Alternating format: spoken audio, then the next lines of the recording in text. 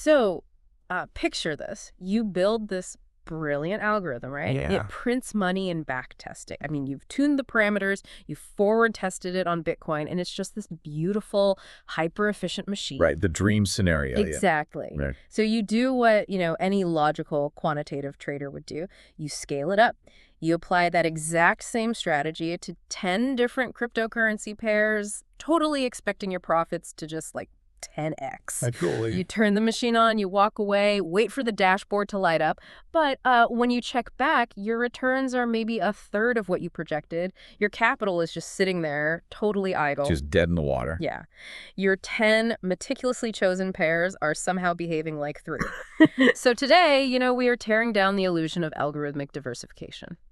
It is, without a doubt, the single most expensive mistake being made in quantitative crypto trading today, period.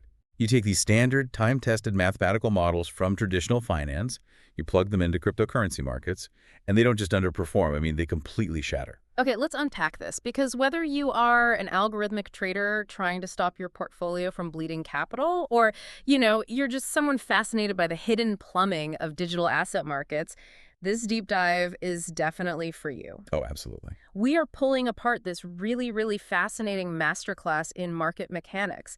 It's a research piece by Suno titled Signal Correlation, How Many Pairs to Monitor. Great piece. Yeah, and it's part of the Backtests Without Illusions series, which you can actually find over at signal-breadth.marketmaker.cthc. What Sinon has done here is basically quantify a ghost. Like a ghost. Yeah, I mean, everyone who has ever run a trading bot knows that exact feeling of, why isn't this trading as much as it should be? Right.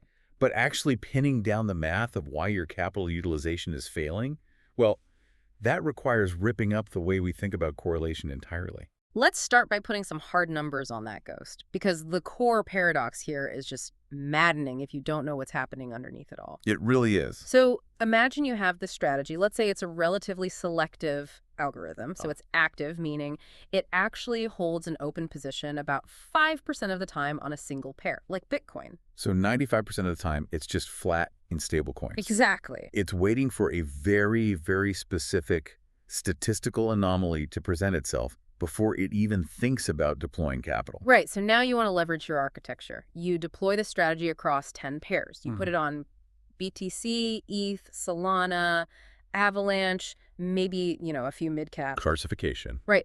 Basic probability theory dictates how this should work. If you have 10 independent events, each with a 5% chance of occurring, the probability of at least one event occurring is calculated by taking the chance of it not happening. So 0.95, raising it to the power of 10, and subtracting that from 1. Which, if you run the numbers, 1 minus 0.95 to the 10th power gives you roughly 40%. 40%. Mathematically, your Orchestrator software should be managing an active trade 40% of the time. Yeah. You've gone from 5% capital utilization to 40%. That's a massive, it's a huge leap in theoretical efficiency. But the reality is just a punch in the gut. You run the live system, and you are not active 40% of the time. No. You're active 15, maybe 16% of the time. Yeah. Your fill efficiency is dead. So the entire premise of this deep dive is solving that specific gap. Where did the other 25% of your expected trading activity go? It vanished. It literally vanished into the structural reality of the cryptocurrency market. Wow. To understand why the math failed so spectacularly, we really have to contrast the environment those equations were built for, which is traditional finance, with the environment we're trying to force them into today. Okay, traditional finance, CrowdFi. If I'm building an algorithmic portfolio in the stock market, diversification is a fundamental law of physics. Absolutely. If I buy Apple stock and I hedge it with an oil ETF and maybe throw in some pharmaceutical equities, I am buying into totally disjointed realities. Right, they don't move together. Apple is moving based on consumer tech spending, supply chains in Asia. Oil is moving based on, OPEC meetings and global shipping routes. You're buying exposure to entirely different macroeconomic factors. Exactly. I kind of think of it like packing for a trip where you don't know the forecast. Okay, I like that. You pack an umbrella and you pack sunscreen. You are diversified. If it rains, the umbrella works. If it's sunny, the sunscreen works. They react to completely different weather systems. But when you step into crypto, The weather is identical. everywhere, All the time. all the time. Cryptocurrency is not a market of thousands of independent microeconomies. Yeah. It is a massively pronounced monolithic factor structure.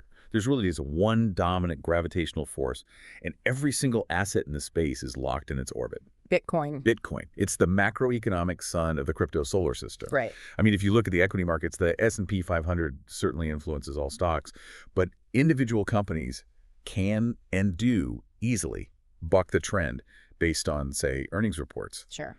In crypto, if Bitcoin drops 5% in an hour, Ethereum does not care about its latest network upgrade. Not at all. It drops 6 to 8%.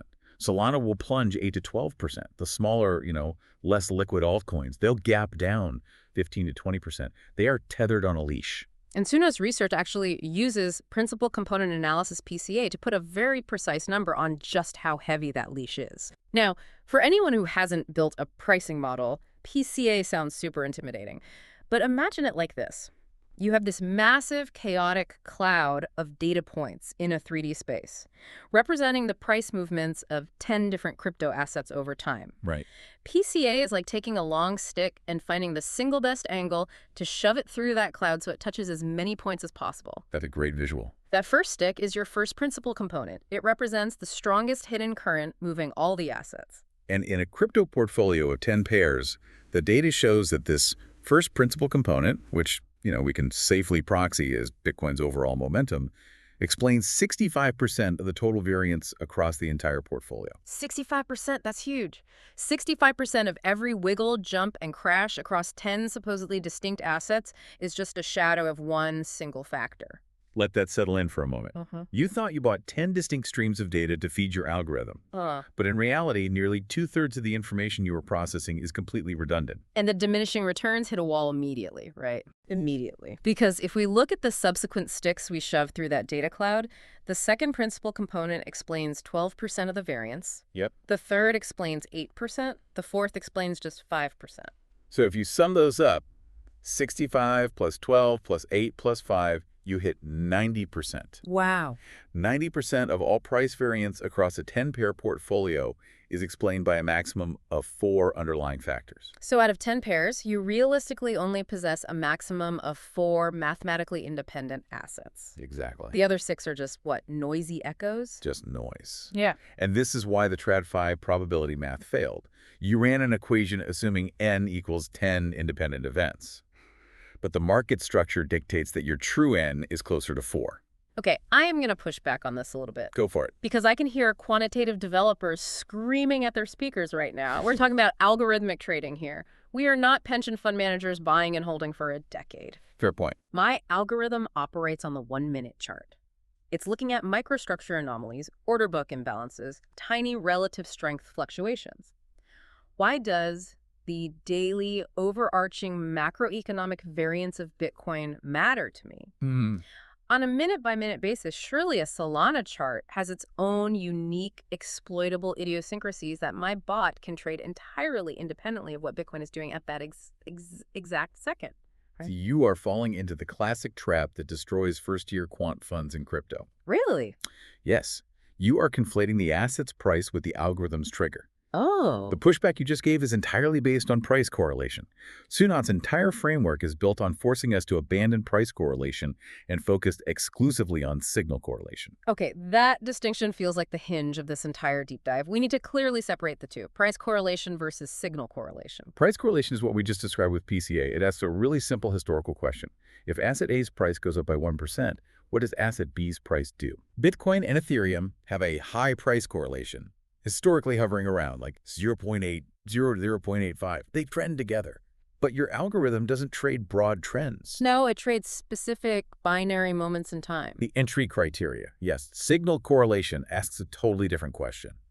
Does your specific trading logic, like the exact code written in your Python script, evaluate to true and trigger an entry on Bitcoin at the exact same millisecond that it evaluates to true on Ethereum. Okay, I want to walk through a highly specific example to prove how these two concepts can wildly diverge. Let's use the Relative Strength Index, the RSI. Perfect. It's a foundational momentum oscillator. Let's say my algorithm is a mean reversion bot. It looks for extreme panic selling. The logic says if the 5-minute RSI drops below 30, the asset is deeply oversold. Execute a market buy order. So a standard aggressive dip buying strategy. Right. Standard dip buy. So it's Tuesday at 10:04 a.m. A massive seller hits the market, and Bitcoin drops $500 in a single 1-minute candle. Bitcoin's RSI plunges from 45 down to 28. Okay. My algorithm sees it cross the threshold of 30, the signal fires, and I am instantly long on Bitcoin. Now, because of that 0.85 price correlation, Ethereum is absolutely going to plunge during that exact same minute. The prices are correlated. But does the signal fire? Exactly. Because that depends entirely on the microstructure of that specific minute. What if Ethereum had a slightly thicker order book at that moment? It still drops, sure, but maybe it only drops hard enough to push his RSI down to 32. Right, so it never crosses the magical 30 threshold. Exactly. The algorithm stays completely silent on Ethereum. So in that specific minute, the price correlation between BTC and ETH was basically 1.0. I mean, they both printed massive red candles simultaneously. Yep. But the signal correlation was 0. The triggers did not align. What's fascinating here is that this works in the opposite direction too, which is actually far more dangerous. Oh. Consider a momentum breakout strategy. Instead of buying the dip, you buy the explosion. Your logic says if price breaks above the 24-hour high with a 300% increase in volume, buy immediately. Because if it breaks out, you want to ride the wave. Exactly. Now, when Bitcoin breaks a major resistance level and prints a massive green candle, it acts like a starting pistol for the entire crypto market.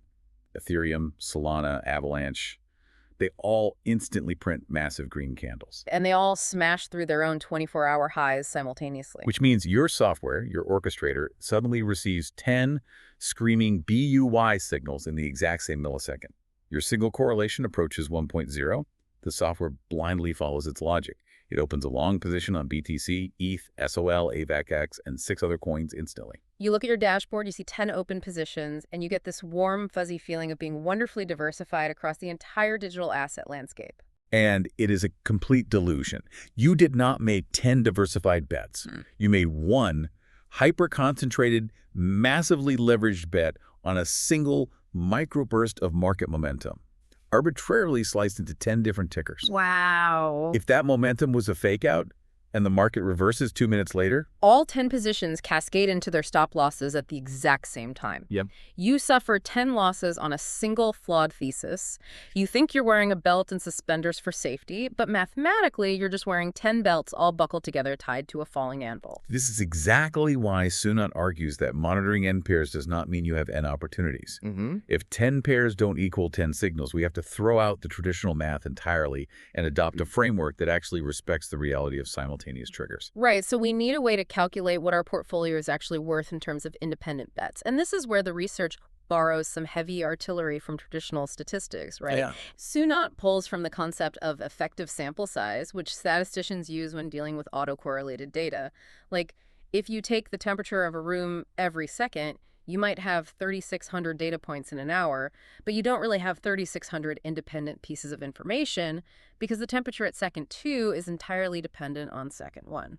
The paper also explicitly nods to Marcos Lopez de Prado's pioneering work on denoising correlation matrices in quantitative finance. Right, very famous. As well as the Ledoit-Wolff shrinkage method for covariance matrices. Yeah, if you've read Lopez de Prado, you'll immediately recognize the DNA of what Sunat is doing here. But, for the listener who hasn't spent their weekend reading advanced econometric textbooks, we are going to extract the core usable mechanism. Keep it practical. Exactly. Here's where it gets really interesting. Sunat introduces a beautiful metric called effective N, denoted as a capital N with a little f subscript. NF. It represents the true mathematical number of independent bets you actually possess across your entire portfolio architecture. The formula for effective N is astonishingly elegant. NF equals N divided by CF. Where N is your total count of trading pairs, say 10, and CF is your correlation factor. Let's define CF precisely. It's a multiplier that reflects the average pairwise signal correlation across your entire system. It's a hard measurement of exactly how often your specific algorithm's triggers are stepping on each other's toes. Let's ground this in the extremes to see how it functions. Imagine a theoretical universe where you find 10 cryptocurrency pairs that have absolutely zero relation to each other. They trigger completely randomly. Your signal correlation is zero. In that utopian scenario, your correlation factor, CF, equals exactly 1. So you plug it into the formula. 10 pairs divided by a CF of 1 equals an effective N of 10. You get exactly what you paid for. 10 pairs equal 10 independent bets. Now let's go to the other extreme. You run your strategy on 10 pairs, but they're literally exact clones of each other. Every single time Bitcoin fires a signal, the other 9 fire a signal in the identical millisecond. In that dystopian scenario, your CF maxes out, becomes equal to your N. So your CF is 10. You divide 10 pairs by a CF of 10, and your effective N is 1. Just one. You only have one bet. You are just paying 10 times the exchange fees to execute it. So what is the reality in the actual crypto market? Where does a standard quantitative portfolio usually land on that spectrum between 1 and 10? Sunat's empirical testing across vast datasets provides a very sobering baseline. For a standard cryptocurrency portfolio running typical algorithmic logic, the average correlation factor, CF, sits at roughly 3. Okay, let's bring this all the way back to the paradox we opened the show with, the mystery of the missing fill efficiency. We have our 10 pairs. We apply reality to them by dividing by the standard crypto CF of 3. 10 divided by 3 gives us an effective N of 3.3.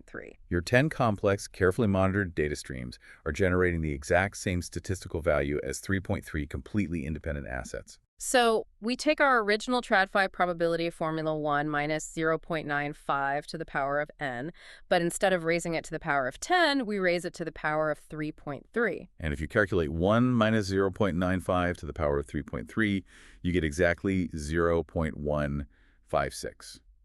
15.6%. There it is. The ghost is quantified. We expected 40% utilization, but the math proves that because of the hidden signal correlation, we can only ever achieve 15.6%. That is a 2.5x degradation in expected performance, purely because we used n instead of effective n. It's a brutal realization for a developer. Your spreadsheet told you that your strategy would generate a certain amount of profit per day based on 40% active time. The reality is generating less than half of that. But your server costs, your data feed costs, and your capital allocation remain scaled for 10 pairs. It fundamentally breaks the unit economics of a trading business. But hold on, you just gave me a baseline CF of 3. Is it static? Because anyone who has traded crypto for more than a week knows that the market has distinct personalities. It doesn't act the same way on a sleepy Sunday in July as it does during a massive liquidation cascade in November. You are touching on the exact mechanism that causes algorithms to blow up entirely. Assuming your CF is a static number is fatal. Fatal. Absolutely. Signal correlation is highly temporal. It expands and contracts violently depending on the prevailing market regime. Sunat maps this out beautifully. Let's walk through the regimes, starting with the safest environment, the calm or sideways market. This is when volatility is crushed, Bitcoin is trading in a tight 2% range for weeks, and broad market volume is just low. In this regime, the correlation factor actually drops. The data shows it hovering between 2.4 and 3.3. The average signal correlation between pairs is quite low, around 0.15 to 0.25. Why does the math relax here? Like, what is happening mechanically in the market? Think about who is left trading in a boring sideways market. The macro institutional players are quiet. The market is driven by localized narratives, retail playing with specific tokens, and automated market makers, AMMs rebalancing liquidity pools. Right. So Bitcoin is flat, but maybe Chainlink announces a new banking partnership, so it spikes 15% on its own. Or a new meme coin launches on Solana, sucking liquidity specifically into the SOL ecosystem. Exactly. The assets decouple. They start moving on their own idiosyncratic micro-news. Your algorithm's triggers are far more likely to fire independently. A mean reversion signal might hit on Chainlink on Tuesday, and a momentum signal might hit on Solana on Thursday. Your CF is low, and your algorithmic diversification is actually functioning somewhat as intended. But inevitably, the sideways chop ends. A catalyst hits, and we enter a sustained uptrend or downtrend. The market starts moving with purpose. And as soon as the trend establishes itself, the leash tightens. The CF steadily creeps up into the 3.3 to 5.5 range. The micro-narratives start to be overpowered by the macro direction. If Bitcoin is marching steadily upward, the rising tide is lifting all boats, and your long signals will start clustering closer together. Which brings us to the nightmare scenario. Now, The regime where quantitative models go to die. The crisis regime. a flash crash, a Yeah. black swan, a major exchange insolvency, or a macroeconomic shock. Walk me through the order books during a crisis. What happens to our carefully balanced 10-pair portfolio? In a panic, every single independent narrative you relied on during the sideways market evaporates in milliseconds. Yeah. Nobody cares about Chainlink's banking partnerships when Bitcoin is dropping $5,000 an hour. Yeah, true. The only narrative is liquidity extraction, pure, unadulterated risk-off behavior. Human traders hit market sell. But wait, more importantly, the algorithmic liquidation engines take over, right? Yes. Leveraged long positions on Bitcoin hit their liquidation thresholds. The exchange forcibly market sells their collateral. This drives the price of Bitcoin lower, which triggers the liquidations of Ethereum longs, which drives ETH lower, which triggers Solana liquidations. It's a mechanical cross-asset cascade. And during this cascade, Sunat's data shows the average signal correlation across a portfolio rocketing to between 0.60 and 0.90. Which means your correlation factor, CF, explodes. It jumps from a manageable 3 all the way to a terrifying 6.4 to 9.1. You flew the math on a CF of 8. You have your 10 pairs running, you divide 10 by 8, your effective N is suddenly 1.25. If we connect this to the bigger picture, in the exact moment of maximum market stress, your 10-pair diversified algorithmic portfolio violently compresses into an effective N of a single asset. You are functionally trading one massive, highly leveraged position. This is the mathematical proof of that old dark Wall Street joke. The only thing that goes up in a market crash is correlation. It is the absolute worst-case scenario for a risk manager. Right when you desperately need your assets to behave independently so you don't suffer a catastrophic drawdown, they link arms and jump off the cliff together. Jeez. If your algorithm isn't explicitly programmed to recognize a spiking CF and dramatically reduce position sizing, a crisis regime will wipe out a year of profits in a single afternoon. Okay, I am thoroughly convinced that I cannot run a trading business without knowing my correlation factor at all times. The stakes are just too high. So how does a quant actually extract this number from their own proprietary setup? Sunat outlines 3 distinct methods for estimating CF, ranging from heavy computational lifting to simple rules of thumb. Let's start with the gold standard. Method 1, the exact method. This requires calculating a true signal correlation matrix. This means we ignore the price charts completely. We don't care about candlestick patterns. Correct. You run a historical backtest of your specific trading strategy across all N pairs simultaneously. But instead of tracking profit and loss, you are tracking states. For every single minute of the backtest, you record a binary outcome for each pair. You log a 1 if the strategy has an active open position and a 0 if it is flat. So you generate 10 massive columns of ones and zeros, representing the exact heartbeat of your algorithm across 10 different assets over, say, a 3-year period. Precisely. Then you run a statistical correlation across those binary vectors to find the average pairwise correlation. Let's call that average correlation value rho. And once you have average rho, the formula for your exact correlation factor is CF equals 1 plus n minus 1 multiplied by rho. It's computationally expensive, especially if you're testing variations of parameters, but it's flawless because it perfectly captures the idiosyncratic quirks of your specific logic. But not everyone has the infrastructure to run massive multi-asset minute-by-minute binary matrix calculations just to get a baseline metric. Which brings us to method 2, the approximate method. This method leverages the PCA we discussed earlier. It is highly effective if your strategy is fundamentally price-driven, meaning it reacts mostly to volatility, momentum, or mean reversion of the price itself, rather than complex external data feeds. You run PCA on the daily or hourly returns of your chosen assets. And you simply look at the cumulative variance explained by the components. You count how many principal components it takes to explain 90% of the price variance across your portfolio. So in our earlier example, the first 4 components explain 65%, 12%, 8%, and 5%, totaling 90%. You take that number 4 and you simply use it as your proxy for effective N. From there, you can easily reverse engineer an approximate CF. It's a very fast, elegant shortcut that gets you 90% of the way to the truth without needing to build a custom binary state logger. I love that. But what if I just want to sketch out a theoretical portfolio on a whiteboard before I even write a line of code? Sunat provides method 3. asset class heuristics. This is a cheat sheet of typical CF ranges based purely on the historical realities of different markets. And the contrasts here are incredibly revealing about the nature of crypto compared to legacy markets. I'm going to read through these because it completely recontextualizes the difficulty of algorithmic crypto trading. If you build a portfolio out of the top 10 cryptocurrencies by market cap BTC, ETH, SOL, XRP, etc., your expected CF is severely high, between 2.5 and 4.0. The leash is incredibly tight at the top. Right. If you move further out on the risk curve and mix standard crypto with specialized DeFi tokens or even meme coins, it loosens up slightly. The CF drops to a range of 2.0 to 3.0. Because, as we discussed, those smaller tokens occasionally capture their own manic narratives that temporarily break them free from Bitcoin's orbit. But now let's look at traditional markets. Forex majors. If I am trading the euro-dollar pair alongside the British pound-Japanese yen pair, my CF drops massively to a range of 1.5 to 2.5. Currencies are driven by entirely different sovereign central banks. The European Central Bank raising rates does not perfectly correlate with the Bank of Japan's yield curve control. There is structural independence. And the absolute holy grail of diversification on this cheat sheet: cross-sector equities. If a quant builds an algorithm and runs it on a tech stock like NVIDIA, a utility stock like Duke Energy, 2 to 1.8. Which means their effective N is almost perfectly aligned with their actual N. This explains a phenomenon I see all the time.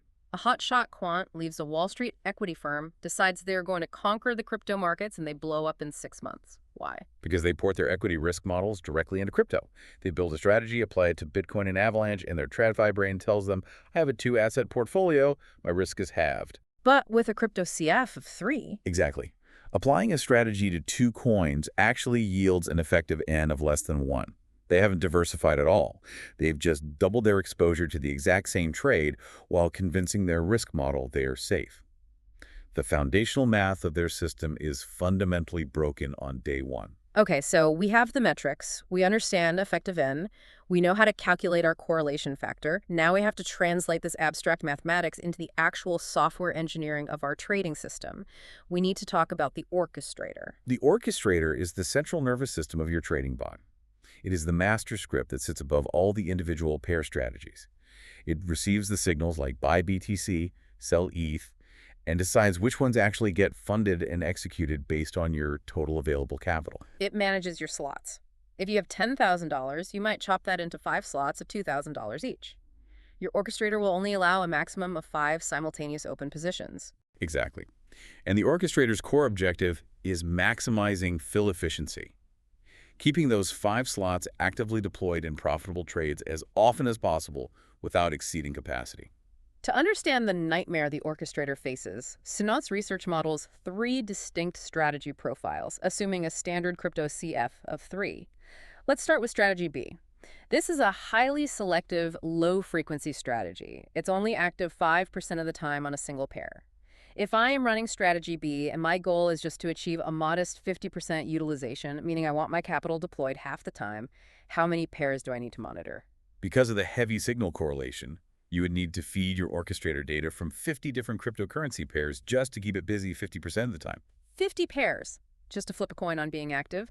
Your effective N with 50 pairs at a CF of 3 is 16.7. It is incredibly inefficient. Now let's look at strategy A, a medium frequency strategy active 15% of the time. Even running that on 10 pairs only gets you to a 41.8% utilization rate. Still mostly sitting in cash.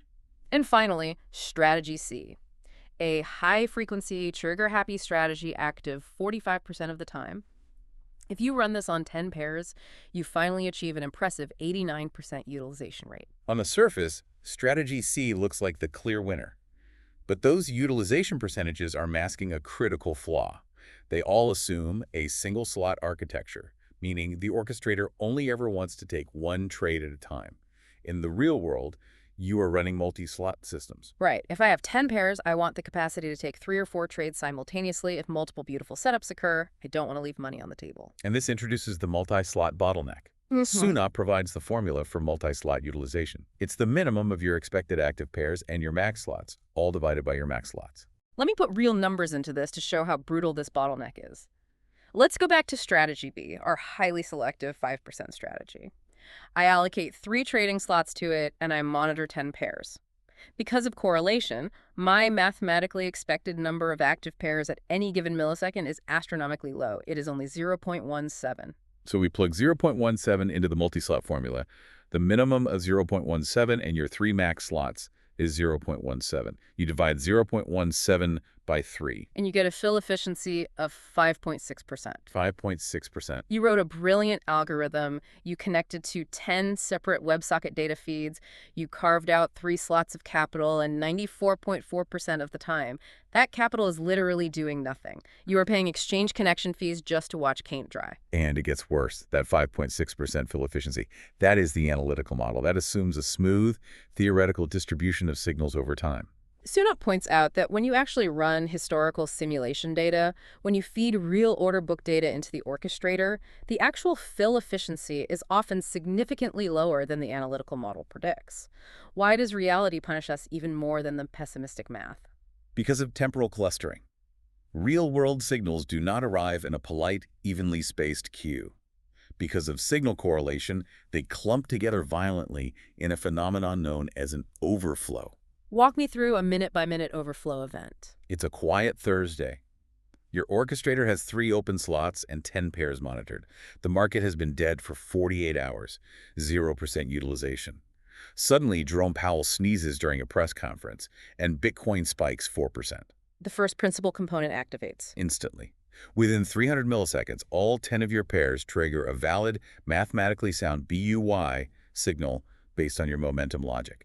The orchestrator receives 10 signals simultaneously. But I only have 3 slots of capital. Exactly. The orchestrator fills slot 1 with BTC, slot 2 with ETH, slot 3 with SOL. It is now instantly at 100% capacity. It has to reject the remaining 7 perfectly valid signals for AVX, a link key, DOT, and the rest. It simply throws them in the trash. The overflow. Yes. And then the microtrend exhausts itself, your 3 trades close out an hour later, and the market returns to a dead sideways chop. You get massive voids of dead air where nothing triggers for days, punctuated by a millisecond of chaotic overflow where you discard the majority of your potential edge. You are trapped oscillating between starvation and choking. Okay, if I am a developer listening to this and I am currently starving at a 5.6% fill efficiency with strategy B, my immediate biological instinct is brute force. If 10 pairs isn't enough to keep my 3 slots busy, I'll monitor 50 pairs. I'll monitor 100 pairs. There are thousands of altcoins out there. I will scrape every ticker on Binance to feed my orchestrator. Why is this a terrible idea? Because you will instantly slam into a mathematical wall known as the plateau of fill efficiency. And in your desperate attempt to climb that wall, you will destroy your algorithm's underlying profitability. Let's look at the plateau first. CNOT highlights a table of marginal gains for strategy B. It demonstrates how incredibly fast the benefit of adding pairs drops off. Going from running 1 pair to running 3 pairs adds a decent 1.7% boost to your fill efficiency. That is a logical addition. But let's say you've already brute forced your way to 50 pairs, and you decide, I need more action. So you spend a week rewriting your code to integrate 30 more pairs. You jump from 50 to 80 pairs. That massive expansion only adds 0.4% to your fill efficiency. It is a severe asymptotic curve. The math literally dictates that you cannot reach an 80% single slot utilization for strategy B, even if you monitor 100 different cryptocurrency pairs. The correlation overlap is so heavy that the 100th pair is providing almost 0 unique informational value. But the stubborn quant argues, so what? A 0.4% gain is still a gain. The code is already written. Compute is cheap. It doesn't hurt to have 100 pairs running, even if the marginal gain is tiny. Right. That is the fatal assumption. It hurts immensely. Because moving down the market cap ladder is not free. As you add the 20th, 50th, 80th pair, you are introducing the silent killer of quantitative systems. Edge degradation.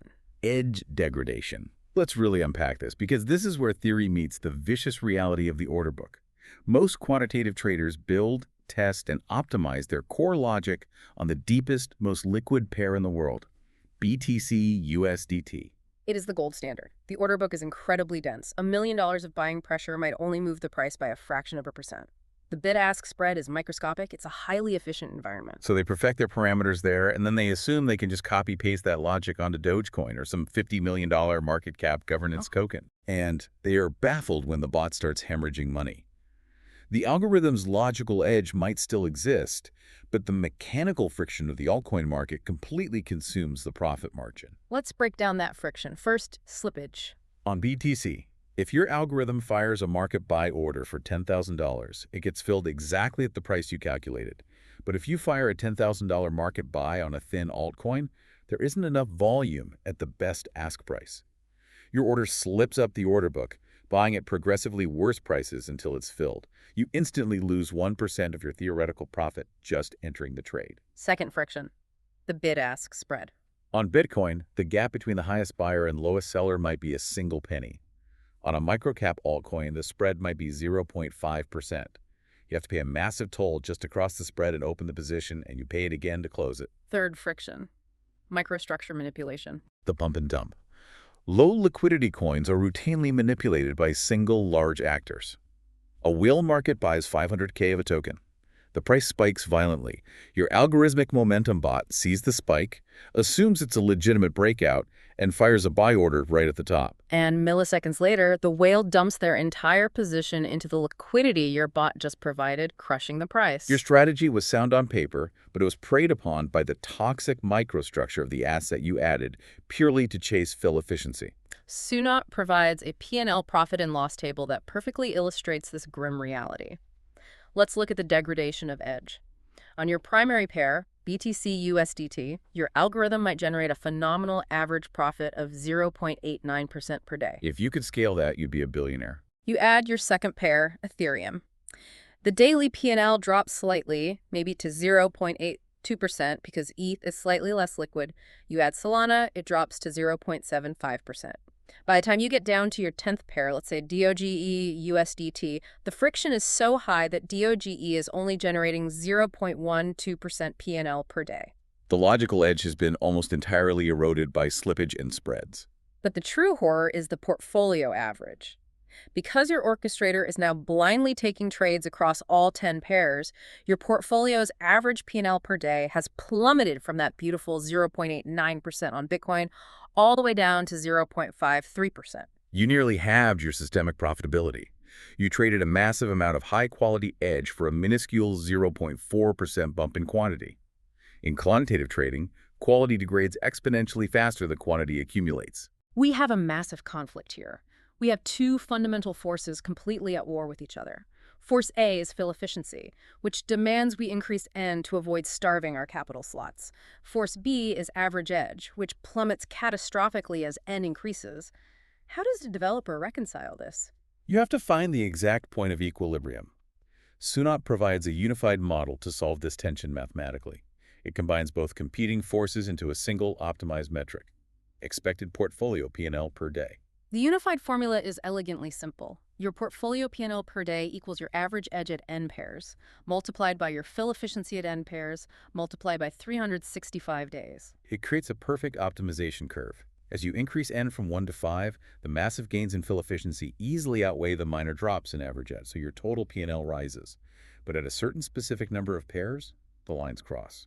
The brutal cost of edge degradation finally exceeds the tiny marginal benefit of an extra 0.1% of fill efficiency. If you add one more pair past that apex, your total portfolio profit actually begins to shrink. So what does this all mean for the listener building their system? What is the magic number, the apex of the curve? The results Sunat reveals are a total paradigm shift, and they run completely counter to standard quant intuition.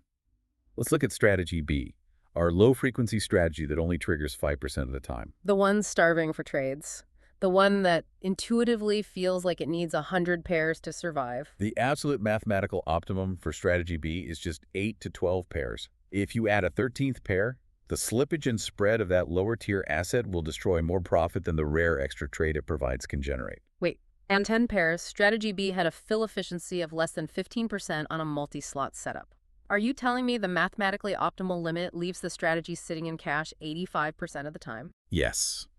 The math dictates that it is vastly more profitable to sit in cash 85% of the time than to force a trade on a toxic altcoin. Now look at strategy A, the medium frequency strategy active 15% of the time. Its optimum is 6 to 10 pairs. And strategy C, the high-frequency one active 45% of the time. It hits peak profitability at a mere 4 to 6 pairs. Because it already triggers so often, it doesn't need the extra fill efficiency, so it can afford to be ruthlessly exclusive and only trade the absolute highest edge, lowest friction assets like BTC and ETH. This is profound paradox. The strategy that trades the least mathematically requires the most pairs to survive up to 12, yet its fill efficiency still remains painfully low. It is a mathematical dead end. It forces a brutal realization for the algorithmic developer. If you have a low-frequency strategy, you cannot solve your idle capital problem by scraping more tickers. The mathematical wall of edge degradation forbids it. If we can't solve the equation by increasing n, we only have one option left. We have to look at the denominator of the effective n formula. NF equals n divided by CF. If n is capped at 12 by the market's friction, we must find a way to make CF, the correlation factor, smaller. We have to artificially engineer a portfolio of crypto assets that are actively resistant to correlating with one another. Which feels impossible given the gravity of Bitcoin we discussed in Section 1. But Sunat provides 3 highly tactical methods for artificially suppressing your CF. Let's break them down. Tactic 1. Mix liquid and DeFi tokens. This is a structural portfolio adjustment. A standard quant might select BTC, ETH, and BNB as their top pairs because they're the most liquid. But they are all layer 1 blockchains. They react to the exact same macroeconomic stimuli. Their signal correlation is incredibly high. So we swap out the highly correlated BNB for tokens that have unique intrinsic microeconomies. The paper suggests DeFi governance and utility tokens. For example, UNI, the token for Uniswap. Its price action is heavily dictated by decentralized exchange trading volumes, or AAVE, which reacts to on-chain lending and borrowing rates, or CRV, Curve Finance, which is deeply tied to stablecoin liquidity pool dynamics. By deliberately selecting assets anchored to different on-chain utilities, the research demonstrates you can force the average correlation down from a stifling 0.35 down to roughly 0.20. And if your average correlation drops, your CF drops. It might fall from 3.3 down to 2.8. You just mathematically bought yourself a fraction of an extra independent asset, NF, without actually adding a new pair to the orchestrator. It's a clever optimization, but a drop from 3.3 to 2.8 isn't going to save strategy B. We need a larger hammer.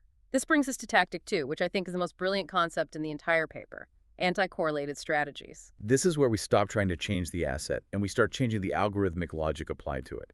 Let me build an analogy here. Imagine I own a commercial fishing business, and I have 10 fishermen. If I send all 10 fishermen to the exact same spot on the lake with the exact same nets at the exact same time of day, they are 100% correlated. When a school of fish swims by, they will all cast their nets simultaneously. They will tangle their lines and fight over the exact same fish. Exactly. My fishermen is highly underutilized because they are redundant. But what if I change their logic? What if I only send 5 fishermen to the lake? I give 2 of them massive drag nets and tell them to fish the surface at high noon. I give the other 3 deep water spears and tell them to hunt the bottom at midnight. You are deploying fundamentally opposed methodologies within the exact same environment. In quantitative trading, this translates to running a momentum strategy and a mean reversion strategy concurrently on the exact same set of 5 pairs. Let's look at the triggers. A momentum algorithm is designed to buy when the price is violently breaking upward. It wants to buy strength. A mean reversion algorithm is designed to buy when the price is violently collapsed and is statistically overextended to the downside. It wants to buy panic. By mathematical definition, these 2 logics cannot evaluate to true at the same time. If Bitcoin is exploding upward, the momentum bot fires. The mean reversion bot stays completely silent.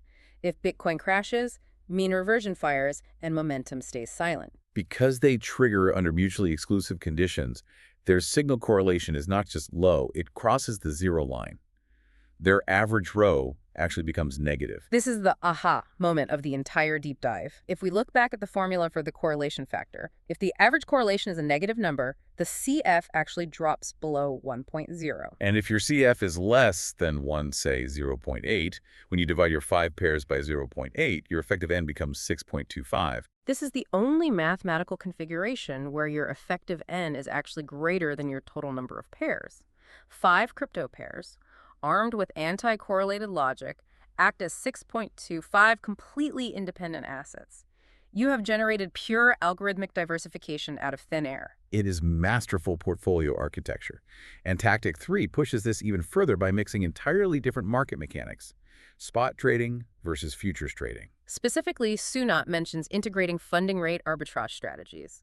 For anyone unfamiliar, perpetual futures contracts in crypto use a mechanism called a funding rate to keep the futures price tethered to the actual spot price of the asset.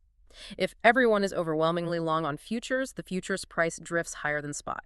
To fix this, the exchange forces the longs to pay a massive interest rate, a funding fee to the shorts, incentivizing people to short and push the price back down. A funding rate arbitrage bot doesn't care if Bitcoin is at 20,000 or 100,000.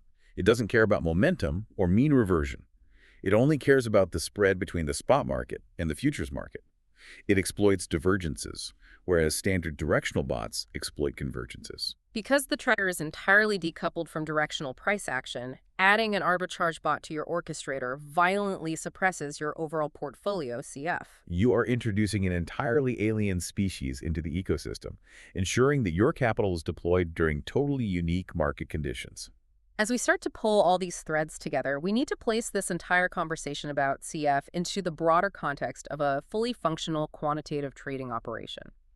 Sunat's research is part of a larger series called Backtests Without Illusions, and signal correlation connects to several incredibly dangerous blind spots that developers routinely face. The most glaring is the illusion of projected P&L. If a developer builds a backtest and blindly assumes an effective N equal to 10, they are injecting a massive compounding lie into their financial forecasts. Right. If my backtest tells me my fill efficiency should be 40%, I am multiplying my average edge by 40% to calculate my expected annual profit. But reality, governed by CIF, caps your fill efficiency at 15%. Your backtest is projecting profits on thousands of trades that your orchestrator will physically never execute because they will all bottleneck during temporal overflows. You take that delusional backtest to an investor, raise $1 million, and then underperform your projections by 60% in year one. Not because the algorithm was wrong, but because your correlation architecture was flawed. The second massive blind spot is the compounding risk of funding rates during directional clusters. This is a terrifying mechanism. Let's say we are in a massive crypto bull market. Funding rates are heavily skewed. Being long is incredibly expensive because you have to pay the shorts to hold your position. If you have a highly correlated directional portfolio, when the market spikes, your orchestrator doesn't just open one long position. It opens 10 simultaneous long positions across 10 different assets. You are instantly exposed to a massive synchronized funding rate bleed across your entire portfolio. You're being taxed on 10 fronts simultaneously. If the market goes sideways for 3 days after that initial spike, the funding fees will completely consume the theoretical edge of the trade. A high CF isn't just an opportunity cost of idle capital. It is a direct accelerant to capital burn during extreme market conditions. Which brings us to the ultimate solution. Sunat teases the next article in the series, which introduces combo strategies utilizing cascade orchestration. If I have strategy B, and I know I can't add more pairs due to edge degradation, and I know my fill efficiency is terrible, how does cascade orchestration fix it? Cascade orchestration abandons the flat portfolio structure entirely. You do not run one strategy across a wide array of pairs. Instead, you select a very small, highly optimized cluster of top-tier pairs, BTC, ETH, SOL. To eliminate edge degradation. Yes. Then you stack multiple completely different strategies. Strategy A, strategy B, strategy C, momentum, arbitrage, mean reversion, all on top of that same small cluster of pairs. The fishermen all in the same boat, but with different gear. Exactly. But here is the genius part. The orchestrator is programmed with a hierarchical waterfall of logic. It dynamically assigns priority to the strategies based on their historical probability of success, P, and their specific correlation factor, CF, in the current market regime. So if a spike happens, the orchestrator evaluates, I have a momentum trigger and an arbitrage trigger. Which one had a lower CF right now? Which one mathematically provides the cleanest independent bet? And it routes the capital there instantly. That is how the elite quantitative firms operate.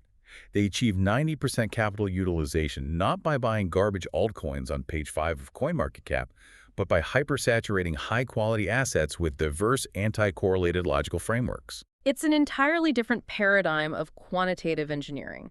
So to wrap up this incredibly dense deep dive, Suno's research leaves us with 4 golden rules for algorithmic survival. Rule 1, calculate your effective N, not your total N. Assume your baseline crypto CF is roughly 3. Plan your entire unit economics around the fact that your 10 pairs are only delivering the value of 3.3. Rule 2.